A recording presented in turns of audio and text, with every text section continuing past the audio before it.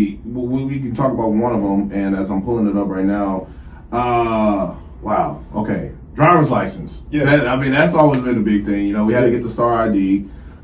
Some people have it, some people don't. I got some folks in my family member that still haven't gotten the Star Really? ID. Oh They need to get yeah. it. Tell them they need to get it. I trust me. I got mine way before the deadline, Yeah. so I'm good. Yes, Because they need to get I it. try to prepare myself because one thing I didn't want to do is get to the airport and then all of a sudden I'm stuck. And Right? that is a problem. It is a big problem. Yes. So- Now, what are you working on with a driver's license? Well, I pre-filed a bill, HB 66. Mhm. It's a House bill, and it deals with creating a designation for your driver license.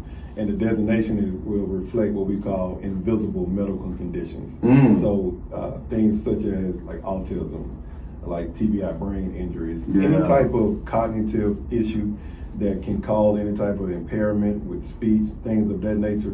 So I want to really create a symbol that will be placed on your driver license, similar to the star. Mhm. But at first, it was a state flower. That's something that I thought about in the original legislation. But right now, we're working with different stakeholders like ALEA and places of that nature, like Culture City.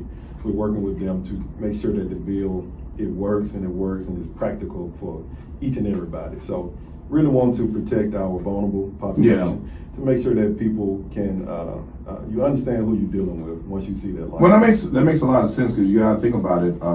You think about law enforcement when they Yes. pull somebody over. A lot of times they don't know what the issue may be. Yes. And their reaction to it, they're just reaction to a situation, and they don't know with themselves, like, hey, what they're walking themselves into. But and a lot of times they won't know. A lot of times too, because you got that medical bracelet on. Yes. It says if you're diabetic or whatever issues that you may have.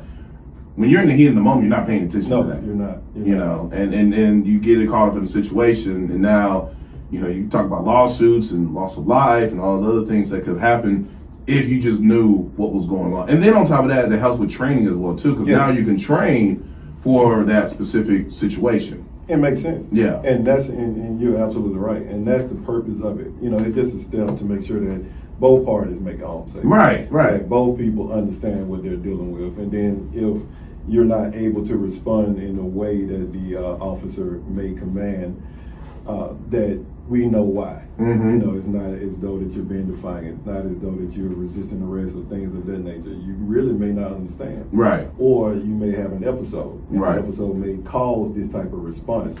So we really want to try, like I said, protect our vulnerable populations and making sure that they are, able to communicate and do different things as a normal person would do.